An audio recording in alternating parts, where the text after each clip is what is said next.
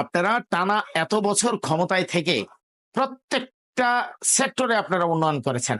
শিক্ষাক্ষেত্রে শিক্ষকদের অর্থনৈতিক কি উন্নয়নটা আপনারা করেছেন বলেন তো? পারেন নাই। বললে বলেন যে হ্যাঁ, করা দরকার, করা উচিত, আমরা ভাবছি, আমরা চিন্তা ভাবনা করছি। এটা গবেষণার বিষয়, সরকারের সক্ষমতার বিষয়।